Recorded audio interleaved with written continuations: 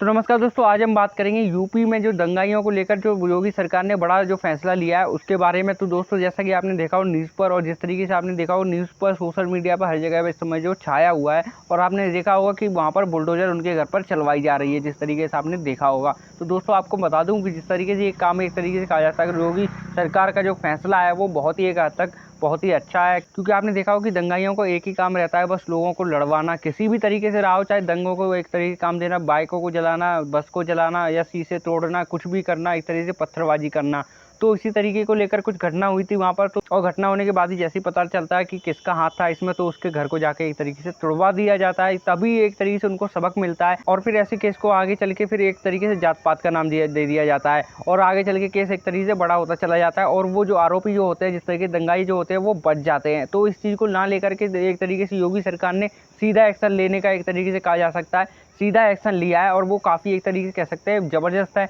और जो कि काफ़ी लोग जो निर्दोष होते हैं वो एक तरीके से कहा जाए तो बच भी जाएंगे इसमें। क्योंकि अगर देखा होगा आपने कि एक तरीके से कहा जाए, मान लो वो मुस्लिम है या हिंदू है, कोई भी रहा हो, चाहे सिख है चाहे ईसाई है, अगर वो जाके दंगा करता है तो उसको केवल दंगा ही कहा जाएगा। अगर के मान लो पत्थरबाजी करता है तो एक तरीके से पत्थरबाजी ही कहा जाएगा उसको, अगर ऐसा काम करता है तो। इसको उसकी कोई जात पात ही नहीं होती, चाहे वो हिंदू हो, चाहे वो धर्म हो, चाहे वो हिंदू हो,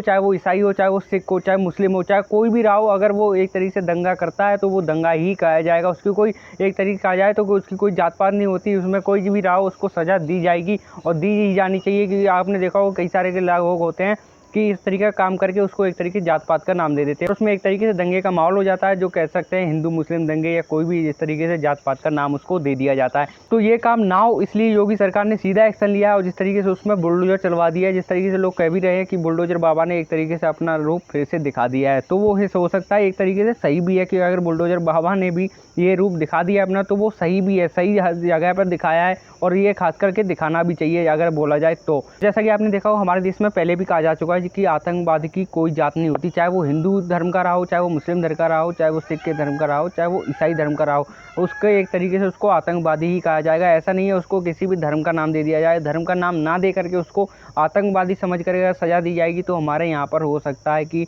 जात पात के नाम पर जो दंगे होते हैं, जात पात के नाम पर जो लड़ाई झगड़े होते हैं, वो बंद हो सकते हैं। जिस तरीके अगर इसकी एक तरीके से अगर देखा जाए तो योगी सरकार की जो सोच है इसमें, इसके पीछे, तो वो ये निकल के आती है कि जात पात के नाम पर कोई भी लड़ाई झगड़े ना हो। क्योंकि हमारे देश में जैसे जात पात का नाम दे दिया जाता है, ये हमारे देश की एक तरीके से कहा जाए तो सबसे बड़ी कमजोरी है। क्योंकि अगर ऐसा ही चलता रहेगा तो हो सकता है इनको एक तरीके से हम बढ़ावा दे रहे हैं ऐसे लोगों को, हो सकता है ऐसे हमारा देश एक तरीके से पीछे भी जाता है इन चीज़ों में। जैसे कहा जाए कि एक तरीके से कह सकते हैं अगर कोई कुछ भी होता है, तो मान लो कोई भी तोड़फोड़ होती है या कुछ भी होता है, तो हो सकता है मार्केट पे भी इफेक्ट पड़ सकता है, क्योंकि वाकई मार्केट भी बंद होगी तो काफ़ी लोगों को एक तरीके से रोजगार भी बंद होगा, तो उससे आर्थिक स्थिति भी कहीं ना कहीं खराब होती है देश की। तो दोस्तों, अगर आपको लगता है कि योगी सरकार का ये जो फैसला उसने लिया है तो ये सही है काफ़ी हद तक, जिस तरीके से अगर कहा जाता है, अगर आपको सही लगता है तो मुझे आप कमेंट सेक्शन में बता देना, और बाकी वीडियो कैसी लगी लाइक और कमेंट करके बता देना। आगे की वीडियो देखने के लिए चैनल को सब्सक्राइब। इसी के साथ नमस्कार।